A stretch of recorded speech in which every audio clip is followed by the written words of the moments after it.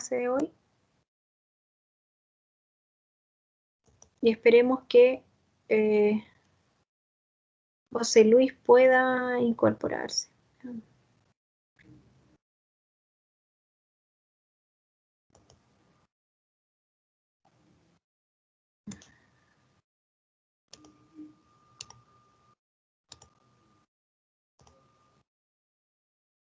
Pantalla.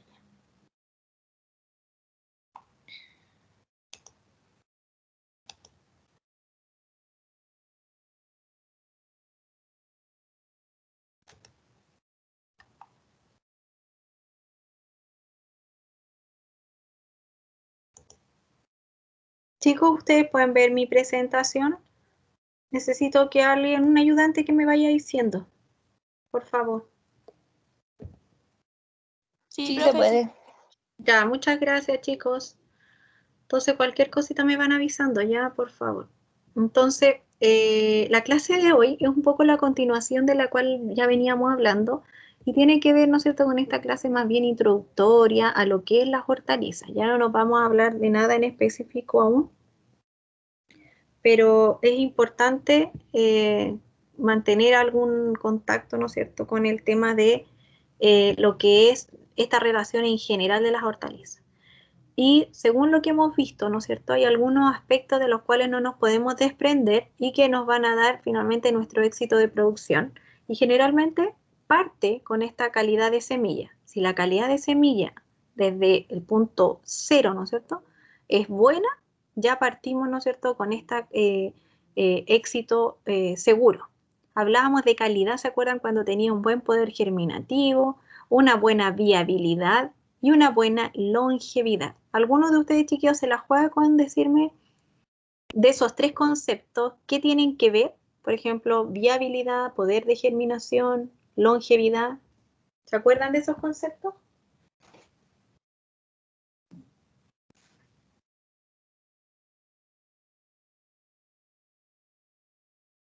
Chiquillos,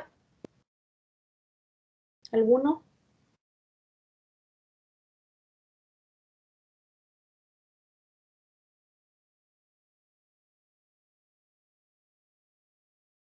¿Alguna idea de alguno que quiera participar, chicos? ¿Están escribiendo o no? A lo mejor. De las semillas recalcitrantes y de las ortodoxas. Claro, tiene que ver con eso, pero también tiene que ver, ¿no es cierto?, que, por ejemplo, el poder de germinación, en ese caso, es, ¿no es cierto?, de cuántas semillas yo tengo, cuántas germinan. ¿No es cierto? Si tengo 100 semillas y me germinan 80, yo digo que tiene un 80%, ¿no es cierto?, de germinación. Cuando habla de longevidad, la tía me escribe aquí, longevidad se refiere a la vida de la planta. Cuando hablamos de la longevidad, hablamos de vida, ¿no es cierto? ¿Cuánto dura algo vivo? ¿Verdad? Y en este caso, cuando hablamos de la semilla, es cuánto tiempo dura viva la semilla. ¿Pero a qué le llamamos viva? Cuando también tiene viabilidad, cuando la semilla logra ser viable. Y viable está directamente relacionada entonces con... Profe, ¿pudo entrar el José Luis? Qué bueno, ya, perfecto, gracias. Cuando logra una semilla germinar, quiere decir que esa semilla es viable. ¿Por qué? Porque puede germinar y, ¿no es cierto?, generar una planta completa. En este caso, la longevidad va a depender, ¿no es cierto?, de la semilla, si es, como decía una compañera, recalcitrante o ortodoxa, ¿no es cierto? Hay algunas que son mucho más sensibles, por lo tanto se vuelven menos longevas, y hay otras que no son tan sensibles y se vuelven muy longevas, ¿ya? ¿Qué problema tienes, José Luis? Estoy viendo tu chat.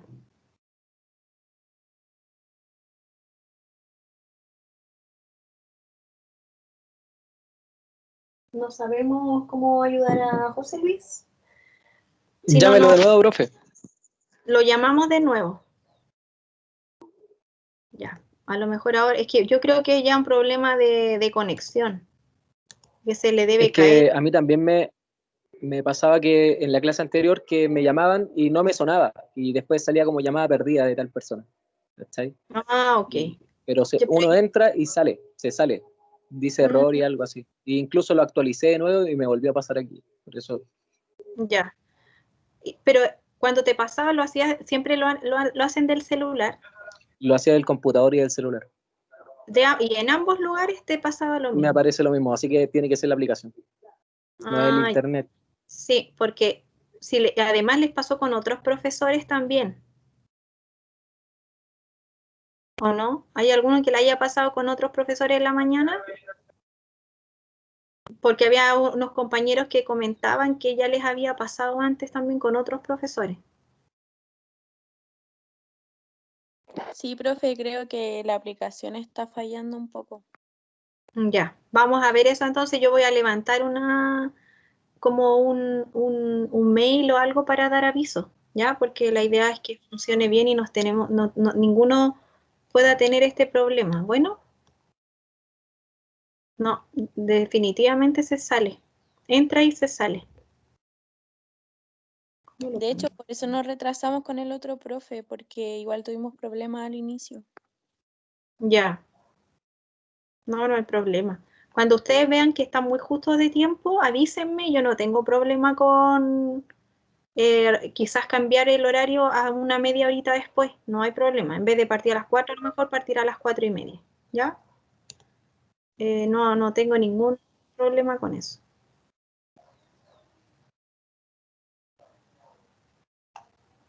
Entonces, como muy raro que le pase y a nadie más le pasaba. O sea, ahora, por lo menos en esta llamada, es como el único que nos ha costado mucho llamar.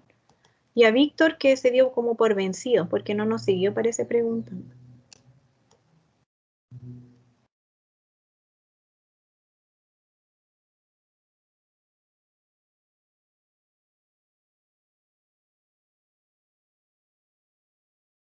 Y si lo hacemos.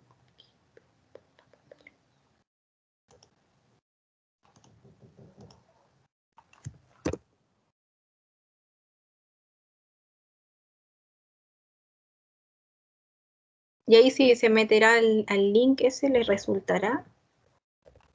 Porque alcanzó hasta escribir y no puede entrar a la videollamada.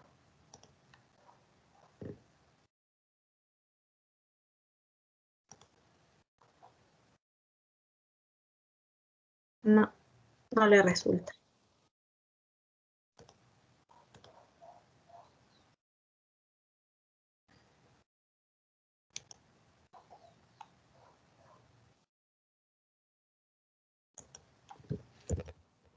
¿Pero actualizó la aplicación?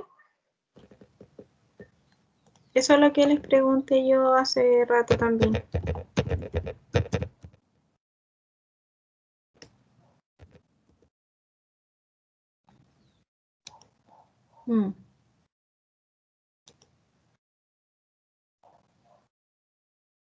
Sí, porque puede ser que donde entran a través del INACAP o tienen aplicación directa. Es una aplicación, por lo menos yo que entro desde el teléfono, igual tengo que descargarla para poder ingresar. Claro, yo les recomiendo que todos los que puedan o sea, bajar la aplicación y abrirla desde ahí es mejor que abrirla desde la plataforma del INACAP.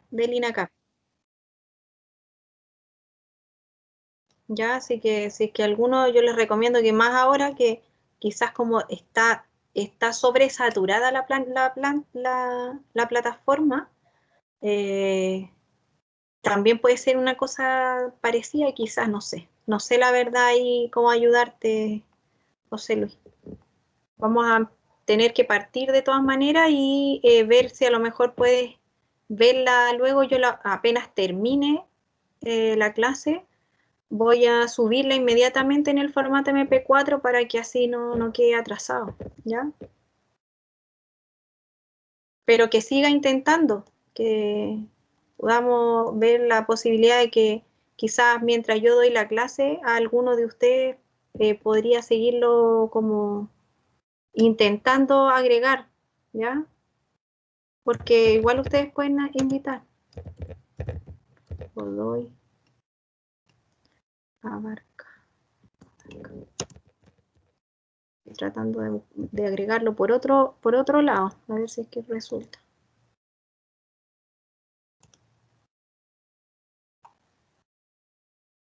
Ya, veamos ahí si...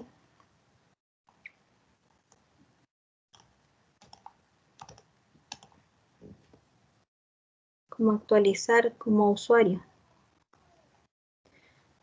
Ya, esperemos que ahora le resulte. Vamos a partir entonces la clase de hoy para tampoco no perjudicar a los compañeros, pero quiero que me digan si se alcanza a ver la presentación.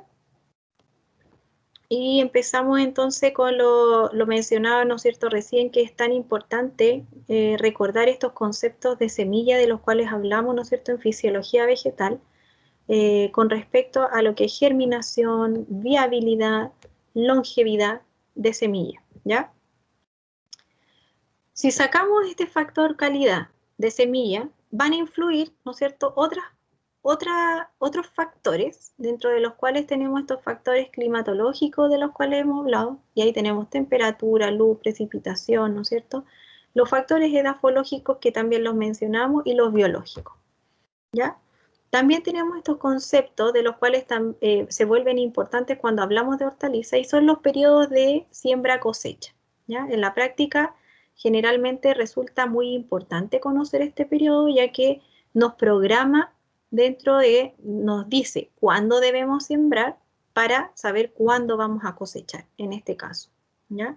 Esto permite muchas veces hacer programas entre los cuales, ¿no es cierto?, podemos darle rotación también al suelo y saber qué, ¿no es cierto?, qué labores van a estar asociadas al cultivo, y también si podemos optar a mejores rentabilidades cuando queremos vender nuestra hortaliza. Recordemos que todas estas materias, ¿no es cierto?, tienen un fin de tipo comercial.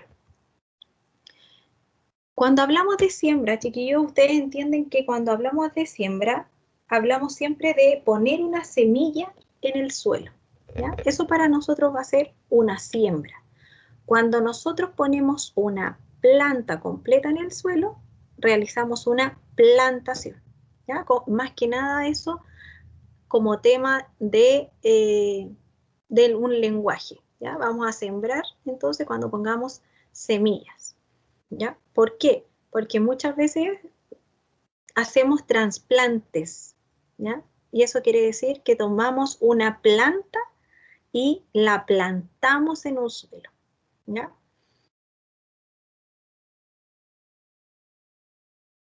Entonces, en este caso, lo que vamos a mencionar es que vamos a tener distintas formas de poner semillas en el suelo, ¿ya? A una le vamos a llamar siembra directa, que simplemente, ¿no es cierto?, consiste en poner la semilla en un terreno definitivo, porque aquí no va a existir un proceso en el cual ustedes van a realizar trasplantes de un lugar a otro, ¿ya? Sino que es definitivo porque de una sola vez ustedes siembran y en el mismo lugar tienen el producto final. Generalmente, al cabo de 7 días, estas semillas van a ser capaces de germinar. ¿Por qué digo al cabo de aproximadamente 7 días? Porque va a depender también de la semilla, ¿ya? Van a emerger plantas, ¿no es cierto?, de manera normal, y todo esto va a pasar en el mismo... Hola, ahora puedo entrar. ¡Oh, qué Gracias. bueno! Hay que ser insistente, súper, perfecto, muchas gracias. Muchas gracias por avisar. Le voy a avisar entonces a Víctor que si puede, insista un poco, porque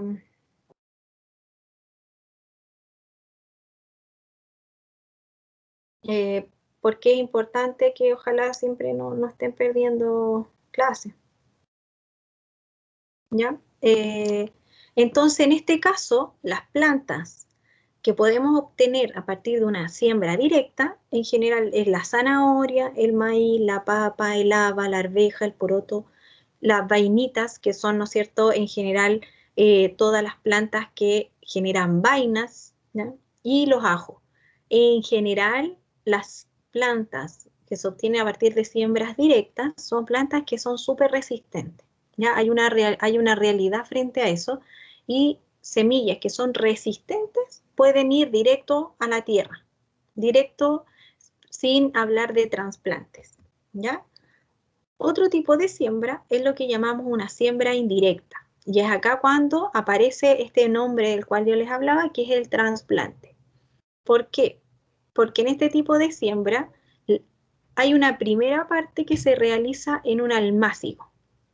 Y un almácigo es es como una cunita en la cual ustedes van a cuidar esa primera etapa de la semilla para que germine perfectamente y genere lo que se llama una plántula. Una plántula que alcance aproximadamente entre 3 y 4 hojas. ¿Por qué se hace en un almácigo? Porque nosotros le damos una tierra especial, una tierra que le llamamos sustrato, ¿ya? Y además, generalmente estos almácigos los tenemos en un ambiente controlado. ¿Qué quiere decir esto?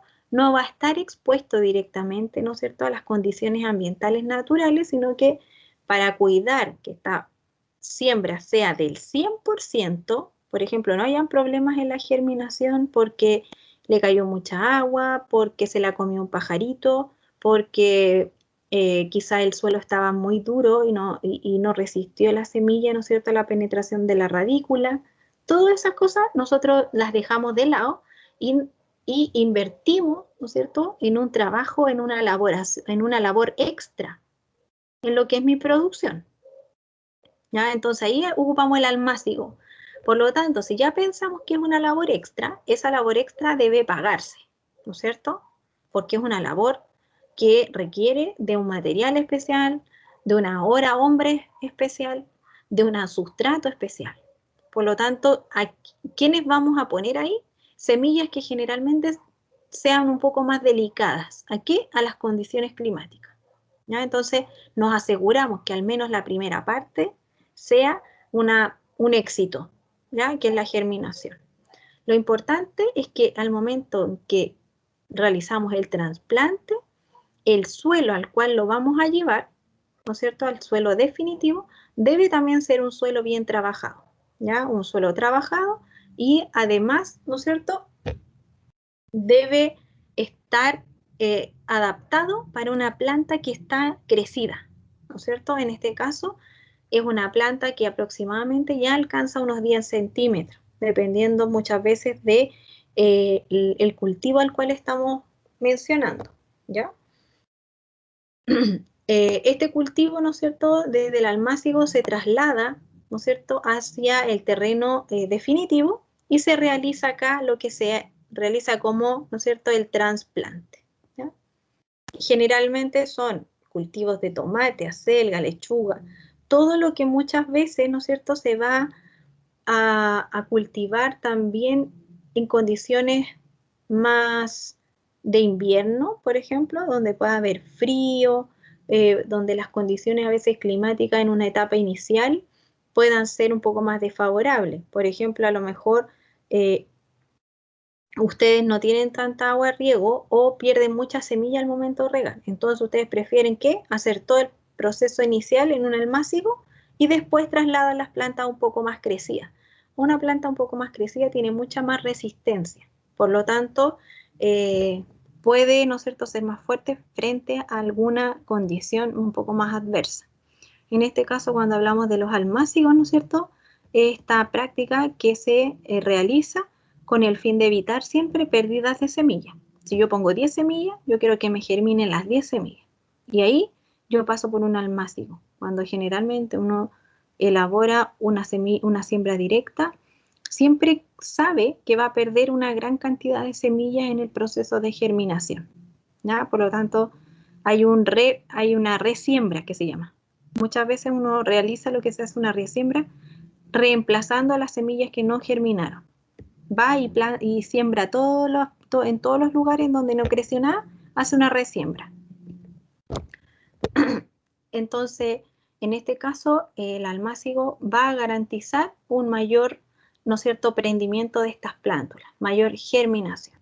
Pero debemos tener en cuenta que es una labor extra, por lo tanto, debe estar destinada cuando realmente la necesitemos realizar, ¿ya? En este caso, ¿no es cierto?, se menciona acá que se realiza con semillas que tienen este tamaño un poco más pequeño que lo normal y además debemos saber que tiene un alto costo, ¿ya?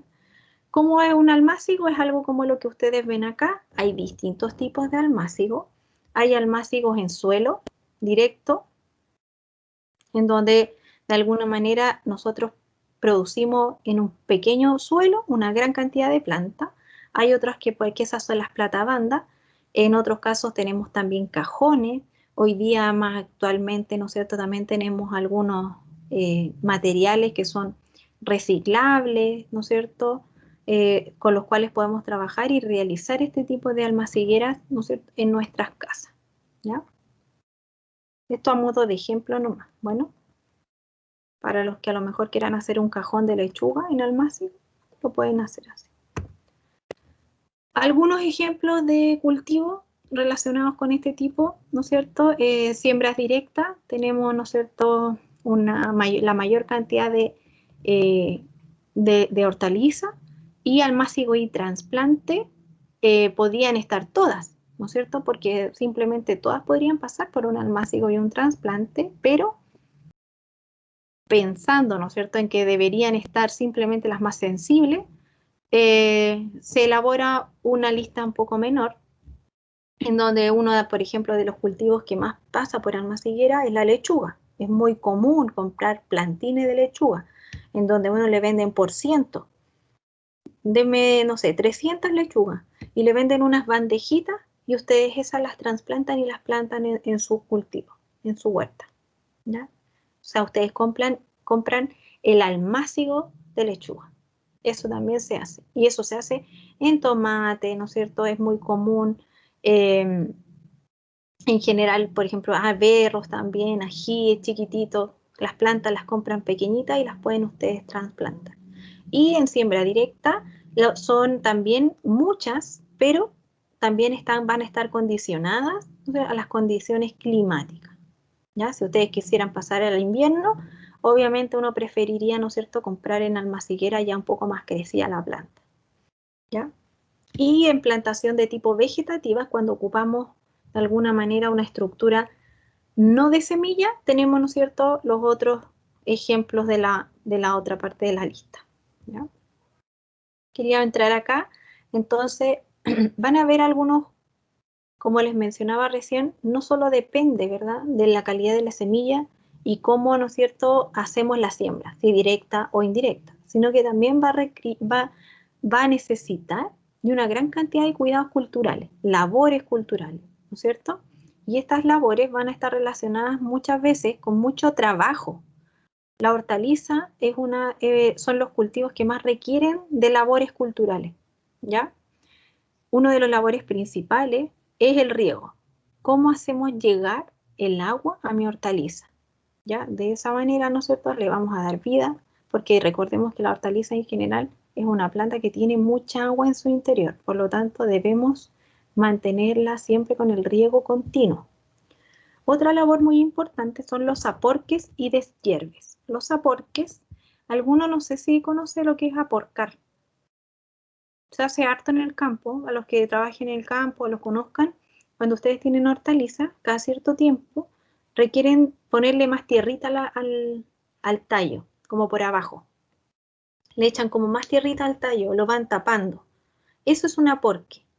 Y eso se realiza porque en general la planta, cuando empieza a crecer mucho sus raíces, comienza a irse hacia arriba. Por lo tanto, uno tiene que ir tapando el cuello de la raíz para que no esté expuesta, ¿no es cierto?, a la luz, ¿ya? Y además para que no esté expuesta a un ambiente que no es, ¿no es cierto?, el que necesita, ¿ya? Este es el aporque. El poner tierrita se hace en las papas, se hace en general en mucho tipo de hortaliza.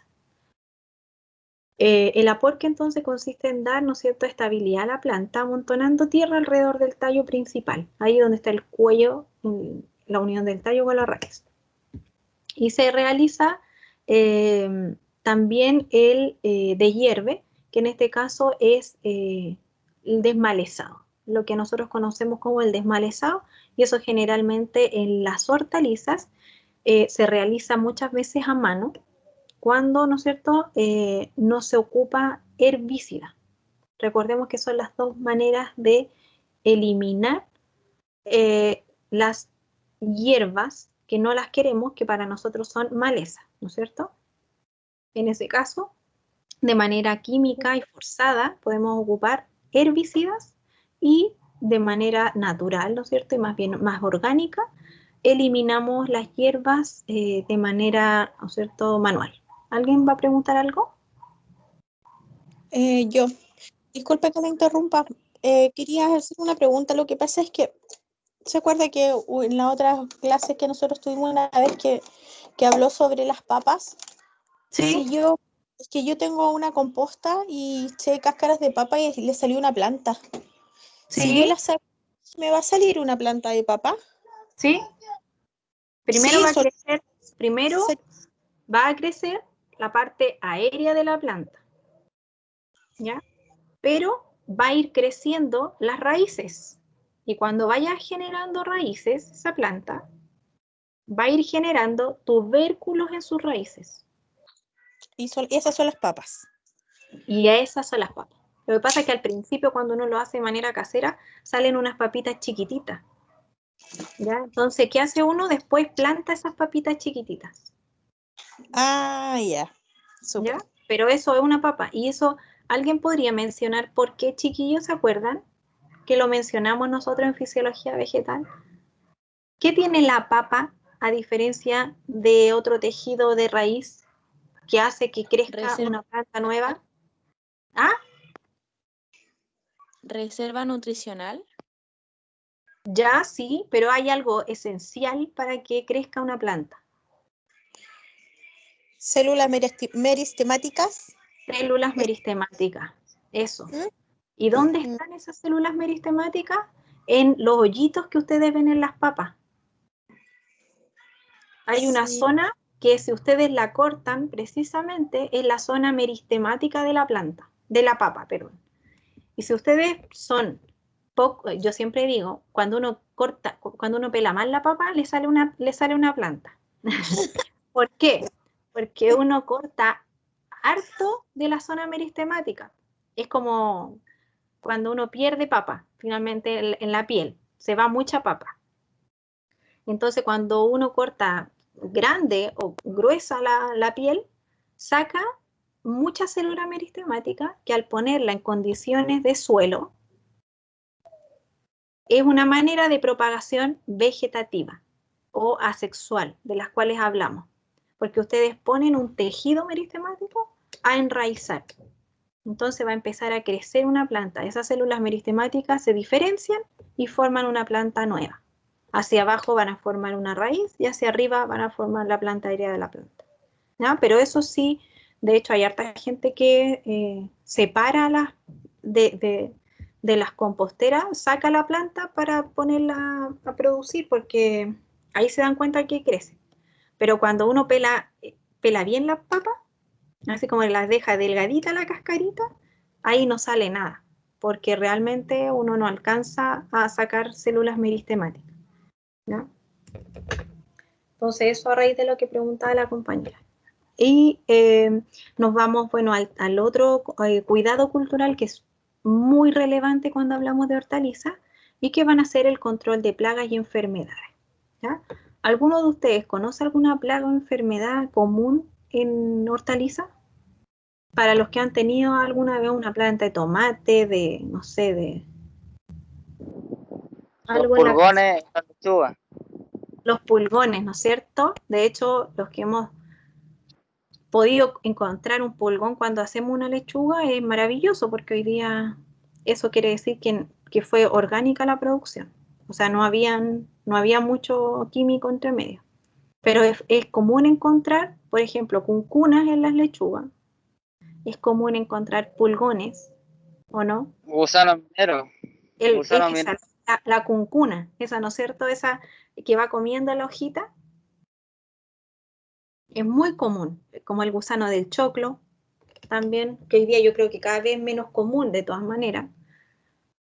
Entonces, hay algunas plagas, en ese caso, y enfermedades, por ejemplo, las de los hongos y de bacterias, son muy comunes en hortalizas, ¿ya? También vamos a poder ver algo de esto cuando terminemos un poco ya, en la última unidad, creo que hablamos ya de la parte de la sanidad y vamos a conocer algunas plagas y comunes de las hortalizas, ¿ya? En este caso, ¿sí? Hongo blanco.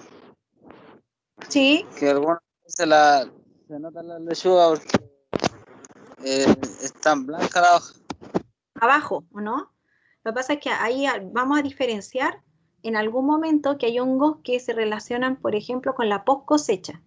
Una vez que la planta la cortamos, hay muchos hongos que atacan en post cosecha y hay otros hongos que atacan cuando la planta está todavía en suelo, todavía está firme, está resistente, pero son hongos distintos, ¿ya? Así que esas las vamos a ir determinando cuando vamos viendo un poco más la materia hacia adelante.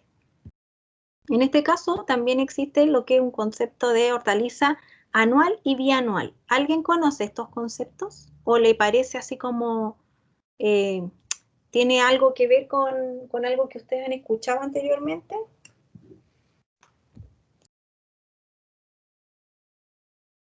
Viene de 2, ¿cierto?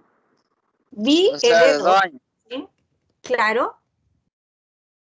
Hay plantas que para formar semilla necesitan tener 2 ciclos. O sea, necesitan de 2 años. Al segundo año dan semilla. ¿Conocen algún ejemplo?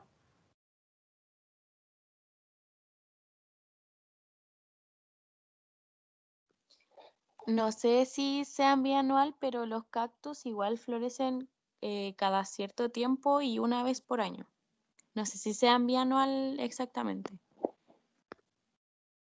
Claro, lo que pasa es que igual el cactus es una planta que de alguna manera no se considera, por ejemplo, dentro de las hortalizas, ¿ya? Pensándolo bien, porque la hortaliza tiene un ciclo en la cual comienza y termina. ¿Se han dado cuenta?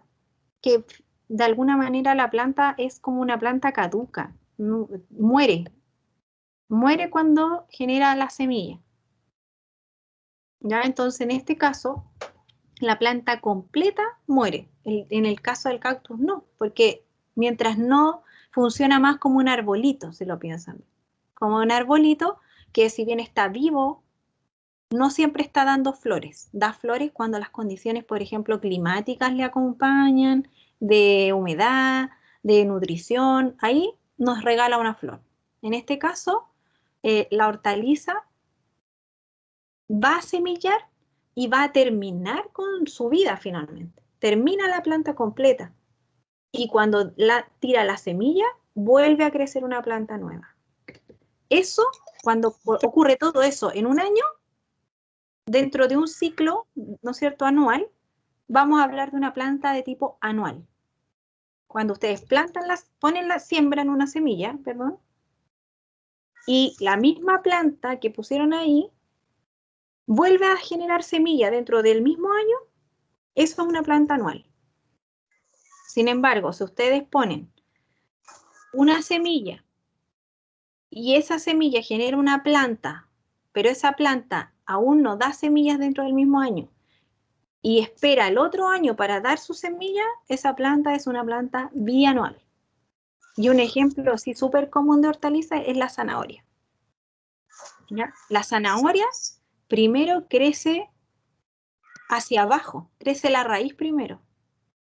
Por eso que nosotros, por ejemplo, si ustedes plantan una semilla de zanahoria, van a ver que la planta, si bien crece hacia arriba, es solamente para generar una fotosíntesis, porque va a crecer hacia abajo primero, genera una raíz primero, y después va a generar la parte de arriba, aérea, cuando ya tenga una buena raíz la planta, genera flores en la parte de arriba, pero eso es mucho después, es al otro año.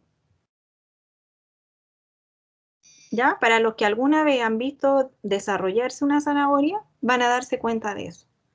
¿Ya? Generalmente la zanahoria que hacemos nosotros no se espera a que semille la planta, se corta antes. ¿Ya? Otra planta también son los espárragos. Los espárragos también tienen un crecimiento bastante parecido a eso.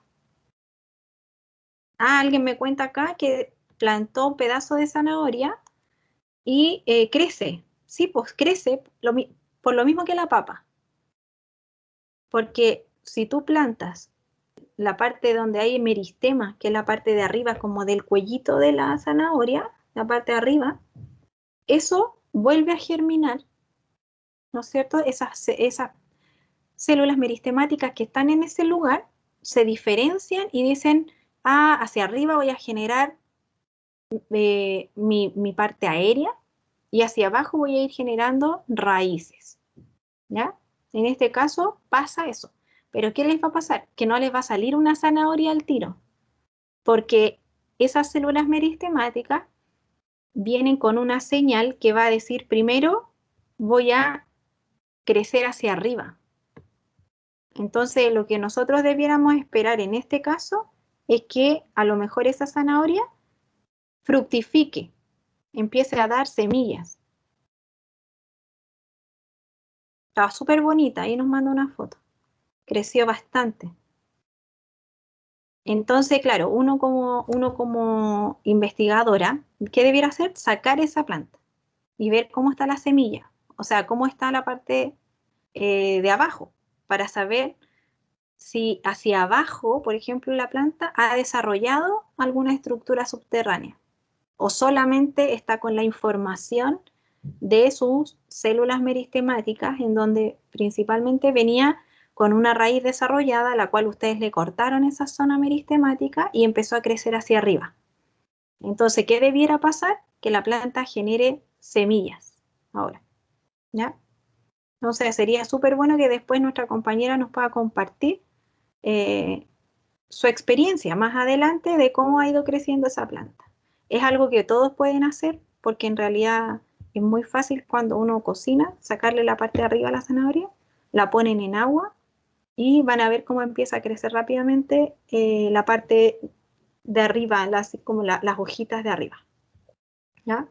Entonces, Profesora, ¿sí? pasa, por ejemplo, si uno le saca, es que yo una vez vi un video de una niña que le sacaba la flor a la albahaca. Y la albahaca le duraba mucho más tiempo, como 2 años que la tenía. Entonces yo quería hacer lo mismo con la espinaca. Y me empezaron a salir las flores y se las saqué. ¿Me va a crecer más? ¿Se va a demorar? ¿Va a tirar otra flor? ¿Qué va a pasar? Es que en ese caso, Más semilla. no, es que lo que pasa es que tú en ese caso, ¿qué le estás dando? Recuerden que todo esto, todos los estímulos que ustedes hagan sobre una planta generan cambios en su fisiología, ¿ya? Una de las cosas que se hace para que la planta finalmente vaya dando hojas nuevas es cortando hojas, ¿ya? Por ejemplo, las acelgas, cuando uno tiene acelga, tiene que ir cortando las hojas que van madurando para que vuelvan a salir hojas nuevas. Porque si dejamos las hojas viejas, le damos la señal a la planta que no vuelva a sacar hojas nuevas, que no siga creciendo. ¿Ya? Se empieza a envejecer la planta. Sin embargo, si ustedes van cortando todas las hojitas que están más viejitas, la planta como que se rejuvenece y vuelve a dar más hojas y a dar más hojas. Lo mismo pasa cuando ustedes sacan flores. Recuerden que las flores, la planta cuando da flor, todos los nutrientes y toda la información a nivel hormonal de todo eso se va a tender a ir a las flores, porque finalmente la planta sabe que ella tiene que dejar descendencia. Por lo tanto, de manera natural, la planta va a tender a alimentar muy bien sus flores. Entonces, toda la fuerza finalmente se va a ir hacia allá y no va a ser a generar más hojas nuevas. Empieza a cortar su ciclo, porque tiene que dejar descendencia. Entonces, si ustedes le cortan esa flor, cortan su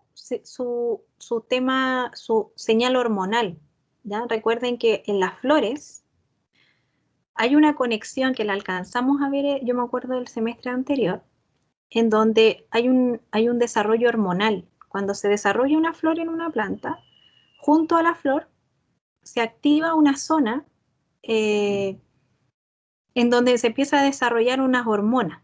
¿Se acuerdan de la auxina y el etileno?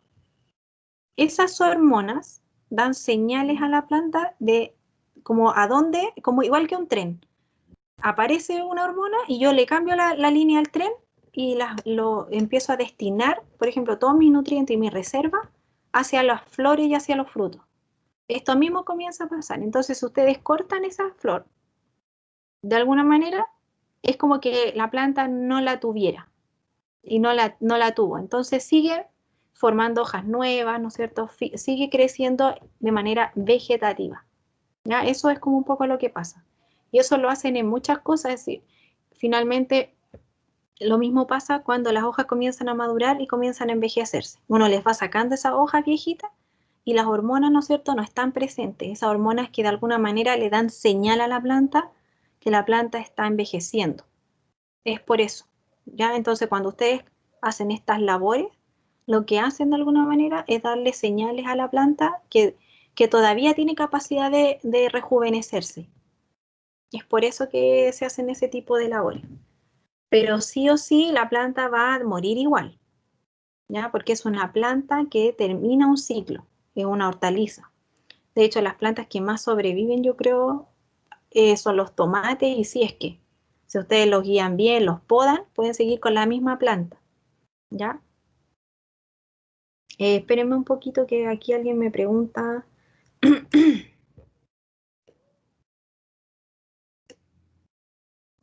Si tienes porotos, si los quieres trasplantar, dice, tengo que hacer el último trasplante porque los tengo en un macetero los 4. Claro, ahí va a tener que sí o sí, porque en general la planta de porotos es una planta que crece bastante y empiezan a enredarse, ¿ya? Pero a lo mejor puedes trasplantar 2 y dejar 2 en la misma maceta, ¿ya? Pueden quizás sobrevivir de a 2 más juntas. ¿Ya? Pensemos en que cada vez que ustedes hacen un trasplante, la planta se estresa, ¿ya? Siempre que hagan un movimiento en un macetero o algo así, se va a estresar. Por lo tanto, le dan señales nuevamente y todas las señales que ustedes hagan sobre esa planta va a tener alguna consecuencia en su fisiología. Por lo tanto, sean súper conscientes cuando mueven una planta de hacerlo, por ejemplo, lo más rápido posible, de hacerlo siempre con tierra en sus raíces, nunca raíz desnuda. ¿Ya? ¿Para qué? Para que el estrés sea el menor posible. ¿Qué más? Alguien estaba ahí dando un dato sobre los caracoles. Sí, los caracoles son un tema y hay hartas formas, hay unas trampas que se les pueden poner a las plantas en general y productos químicos, sí, de todas maneras, ¿ya? Los caracoles son una plaga muy, muy, muy potente en las hortalizas. Entonces, existe una gran cantidad de especies, ¿no es cierto?, y variedades de hortalizas, dentro de las cuales las podemos clasificar de muchas maneras. Hablamos un poco de esas clasificaciones en las clases anteriores. En general tienen una valiosísima, ¿no es cierto?, demanda, producto de sus cualidades nutricionales y bajas calorías. Por lo tanto, siempre están como muy relacionadas a una buena alimentación. Y acá podemos ver una tabla de las propiedades que estas hortalizas nos pueden entregar, ¿ya? Tenemos hortalizas que nos entregan, por ejemplo, muchas vitaminas, otras que nos entregan más calcio, ¿no es cierto? Y las recomiendan muchas veces. Por ejemplo, la gente que tiene problemas de sodio, no puede, a lo mejor le van a prohibir algunas vitaminas, ¿no es cierto? Otros que tienen problemas, por ejemplo, con el potasio, le recomiendan alimentarse con más verduras de algún tipo que otra, ¿no es cierto? Tienen esas propiedades, ¿ya? Siempre, por ejemplo, los que alguna vez han tenido algún cercano, han tenido personalmente problemas de anemia, les dicen que coman acelga y espinaca. ¿Se han dado cuenta? Y fíjense, dentro del listado, la acelga y la espinaca son las dos, ¿no es cierto?, que tienen la mayor cantidad de miligramos de hierro dentro de, ¿no es cierto?, lo que es la planta como tal, ¿ya? Si la comparan con otros productos. Así que es súper importante para la anemia a veces dentro de las dietas que hacen las nutricionistas, ¿verdad? Las recomendaciones. Y es precisamente por, ¿no es cierto?, lo que pueden llegar a entregar, ¿ya? Acá tenemos otro grupo que, ¿no es cierto?, tiene otro tipo de clasificación nutricional, pero a modo de ejemplo, ¿no es cierto?, se las dejo a alguno que tenga un gusto, ¿no es cierto?, por averiguar un poco más de esto, ideal, ¿ya? Pero ahí los agrupan, la verdad, hacen distintos tipos de grupos. También podemos hablar de las hortalizas dependiendo si sus requerimientos son más bien de estación fría o de estación cálida, ¿no es cierto? ¿Alguno de ustedes conoce las clásicas hortalizas de invierno?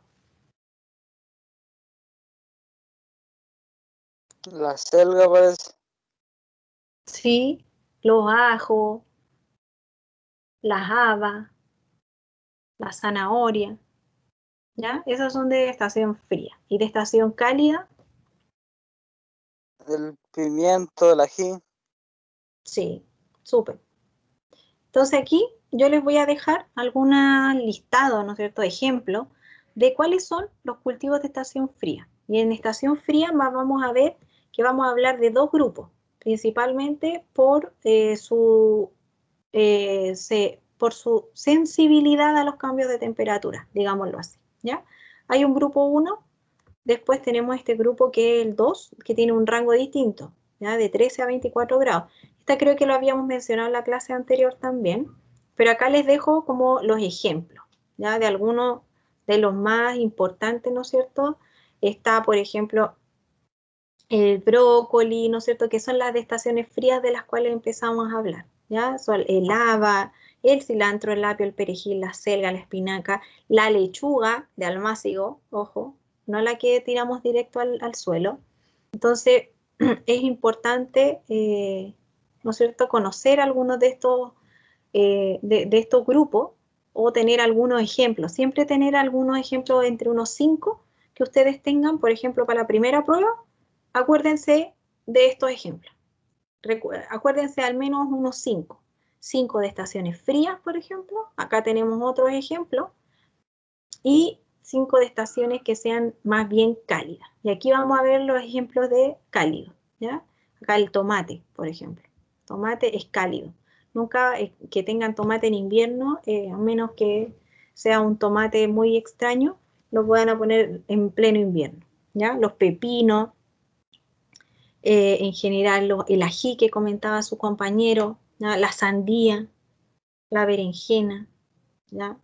Esos son ejemplos de, ¿no es cierto?, algunos productos de verano, más de estación cálida, ¿ya? Entonces acá, ¿por qué la huerta de invierno? ¿No es cierto? ¿Por qué? ¿Por qué hacerla si sabemos que es una fecha complicada, que exige, ¿no es cierto?, de una condición distinta, de una condición, ¿no es cierto?, que la cual tenemos que adaptarnos. En este caso, un huerto de invierno es algo útil, ¿no es cierto?, en la cual podemos no desaprovechar la tierra durante las estaciones frías, pero tenemos que jugar, ¿no es cierto?, un poco con lo que ya hablamos del trasplante, por ejemplo, ¿ya? Tenemos que invertir en quizá ayudarnos un poco a que estas hortalizas, ¿verdad?, alcancen su producción. Acá tenemos otro diseño en lo cual pues, tienen otros ejemplos para estudiar para la prueba, para guardarse como ejemplos, ¿ya? ¿Qué cultivamos? Por ejemplo, la huerta de otoño e invierno. Acá tenemos un grupo que podemos cultivar durante todo el año, pero pasando por almácigo. Si pensamos en eso, en realidad todos los cultivos podrían estar todo el año, ¿no es cierto? Y otras que son más bien por temporada, ¿ya? Porque finalmente las que son de invierno porque también requieren de condiciones de invierno. Y eso también es importante de mencionar. Más frío, ¿no es cierto? Otro tipo de características. Y acá en general, ¿no es cierto?, vamos a ver que las hortalizas de invierno son bastante fáciles de cultivar, no son exigentes en nutrientes, en general entregan bastante alimento en sí, dentro de lo que comemos, ¿ya? Sus raíces en general ayudan a mantener suelos bastante esponjosos y sueltos para lo que es la primavera y el verano. Por lo tanto, cuando ustedes hacen una rotación de cultivo, es muy bueno poner entre las rotaciones en invierno algún tipo de hortaliza, ¿ya? Incluso, dice acá, tras cosechar muchas hortalizas de invierno, podemos usar restos del cultivo o compost, ¿ya? Entonces podemos incorporarla también al huerto como abono.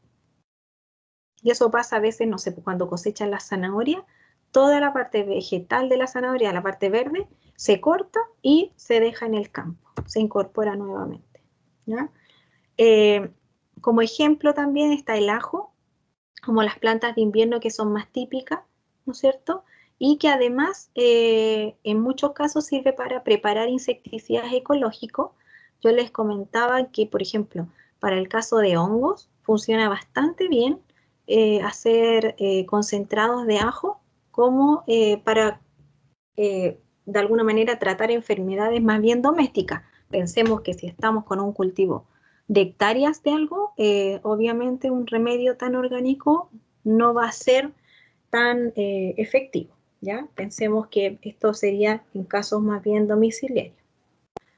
Otra ventaja también de los huertos de invierno es que en general, ¿no es cierto?, llueve más que en las otras estaciones del año, por lo tanto vamos a tener, ¿no es cierto?, temperaturas no tan estresantes y además vamos a tener, ¿no es cierto?, un aporte más bien natural del riego, que hoy día la verdad es que también está siendo un poquito extremo porque el agua que teníamos hace años atrás ya no es la misma para, ¿no es cierto?, complementar quizá los riegos naturales que tiene estas plantas. Las plantas que son resistentes a bajas temperaturas también es importante tenerlas en cuenta, ya que generalmente son las que vamos a dedicar, ¿no es cierto?, a la producción de invierno, ¿ya? Es importante, chiquillos, cuando ustedes averigüen información por la web, siempre ver y verificar que la información sea, por ejemplo, para nosotros, que diga hemisferio sur. Siempre. ¿Por qué? Porque muchas veces van a encontrar que a lo mejor la zanahoria, van a decir, la zanahoria es normal cultivarla de septiembre en adelante. Y ustedes van a decir, qué raro, porque la profe dijo en invierno. Sí, pero es que a lo mejor en septiembre en el hemisferio norte. Entonces es importante cuando hay mucha información que puede ser errónea desde el punto de vista solamente de a qué hemisferio se referían cuando escribieron ese texto. Entonces es importante verificar eso. Ya se los doy como dato para en general todo lo que hable de la agricultura, fíjense bien cuál es la fuente. Si es, por ejemplo, fuente mexicana, que hay mucha bibliografía mexicana, tienen que cambiarle la fecha. Si a ellos les dicen, por ejemplo, abril, entonces no es abril, es de primavera. Tienen que pensar que no es invierno. Tienen que cambiarle ustedes, ¿no es cierto? Inicio de sumarle 6 meses para el cambio de temporada, ¿ya? En general, la elección de las plantas para un huerto de invierno, entonces, siempre va a depender de las temperaturas. Ese es como el rango que a nosotros nos va a limitar de alguna manera pensar en qué hortaliza vamos a poner y cuál no, ¿ya? Acá tenemos algunas listas de ejemplos de algunas hortalizas, por ejemplo, de hoja, flor y tallo. Ahí tenemos hortalizas, por ejemplo, la selga, el apio, el brócoli, lo que ven acá, ¿no es cierto? En general, un repollo, hortalizas de raíz, ya las habíamos mencionado antes, ¿no es cierto? En este caso también tenemos las leguminosas y los bulbos. ¿Ya? Es importante ir teniendo estos datos, y estas son hortalizas de invierno. Por lo tanto, cuando yo les pregunte en la prueba, mencione una leguminosa, un bulbo y una hortaliza de hoja que se pongan en invierno. Ahí ustedes rápidamente ya lo van a saber, ¿ya?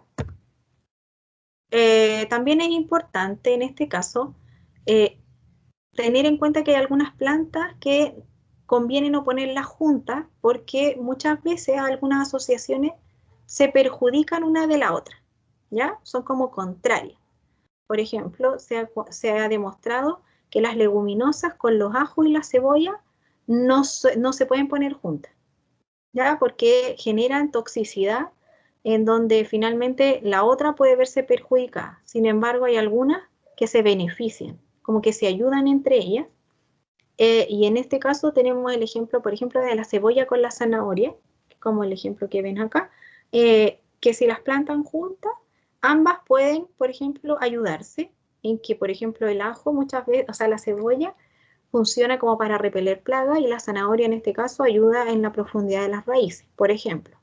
¿Ya? Entonces, ese tipo de cosas igual hay que tenerlas en cuenta desde el punto de vista de que cuando hacemos asociaciones de cultivo, estas asociaciones no generen negatividad, sino que generen, ¿no es cierto?, un beneficio desde el punto de vista económico. Otra de las cosas que hay que mencionar es, en este caso, muchas veces vamos a necesitar instalar algunos túneles o cortavientos que nos ayuden en el caso de helada, cuando hablamos principalmente de las hortalizas de invierno, ya que si bien sabemos que son resistentes al frío, cuando hablamos de heladas hablamos de temperaturas bajo grado cero. Entonces es súper importante estar pendiente que esto no nos afecte, sino que adelantarnos a los hechos. Y muchas veces podemos, ¿no es cierto?, generar cultivo en condiciones bastante frías, pero bajo condiciones, ¿no es cierto?, de algún tipo de instalación que nos pueda ayudar. En este caso, dependiendo de la porosidad del material que van a utilizar, es, ¿no es cierto?, el beneficio que pueden entregar. ¿Ya? Pueden tener materiales cortaviento, contra helada, con distinto tipo de porosidad. ¿Ya? Otra técnica que se utiliza bastante para ayudar en invierno, que alguno de ustedes, de los compañeros, lo comentó en algún momento cuando hicimos la tarea, son estos mulch o acolchados en el suelo, que ayudan bastante, ¿no es cierto?, a generar una mayor porosidad de suelo, y de esta manera también, ¿no es cierto?, generamos buena entrada de agua, buena movilidad, ¿no es cierto?, de las temperaturas, y generamos suelos mucho más fértiles, ¿ya? Esto funciona bastante bien con las heladas, son como unos guateritos de alguna manera, porque los suelos en general se tienden a enfriar muy rápidamente y esto ayuda bastante a que el suelo no pierda tanto la temperatura. Acá también podemos ver algunos ejemplos de qué comemos de cada una de estas hortalizas, ¿ya? Por ejemplo, el apio, habíamos comentado que no comemos el tallo, comemos el peciolo, comemos esa partecita que afirma la hoja.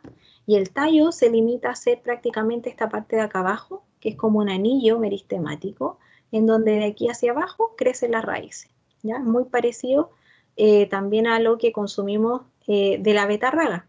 Fíjense la betarraga, ¿qué consumimos? El hipocotilo, es un hipocotilo engrosado. Entonces finalmente la raíz es de alguna manera todo este cachito que queda acá abajo, y lo que comemos nosotros es este tallo engrosado. ¿No? El bulbo, una cebolla, la espinaca prácticamente la hoja entera, ¿no es cierto? Con peciolo completito hasta abajo. El brócoli es una inflorescencia, son puras flores, eso que comemos de ahí. El espárrago son tallos completos, con una flor que si uno la dejara madurar, ¿no es cierto?, generaría una flor en la punta.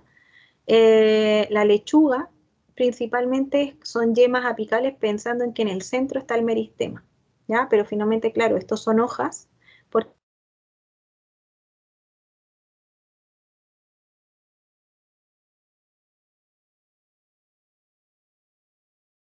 son yemas florales. Esto cada uno es una yema floral que, ¿no es cierto?, nunca se abrió, quedó cerrada. Una yema axilar, en este caso, es la hojita de las alcachofas, porque todo esto es, ¿no es cierto?, una flor, una inflorescencia completa. La papa, en este caso, es un tallo. Recuerden que la papa es un tallo y no es una raíz, no es una estructura radicular, sino que es un tallo subterráneo. La zanahoria sí es una raíz de tipo pivotante, ¿ya? Y prácticamente estos de acá abajo, ¿no es cierto?, son órganos de reserva, y por eso también son estructuras que son como engrosadas, y eso es lo que lo hace tan distinto, ¿no es cierto?, a las otras estructuras. ¿Alguien tiene alguna duda, chiquillos? Profe, esta clase, ¿dónde está guardada después? Mira, ¿pueden ver mi escritorio ahora? ¿O siguen viendo la presentación? Se ve el escritorio. ¿Se ve el escritorio? Ya. Entonces acá ustedes ven mi Teams, como yo lo estoy viendo ahora. Yo cuando les grabo las clases, se las dejo acá, en archivos. ¿Ya? ¿Cómo se las dejo? En MP4, el video completo. Y cuando les grabo el PDF, que es como la clase como para imprimir, se las dejo en el ambiente de aprendizaje del INACAP. ¿Ya? Acá solamente les dejo los MP4 como para que los vean más directamente, para que no tengan que entrar a la plataforma de INACAP y ver los videos, porque la plataforma es como distinta el sistema. ¿Ya? Acá les dejo los videos y allá en la plataforma les dejo el archivo como para imprimir. Así lo estoy haciendo.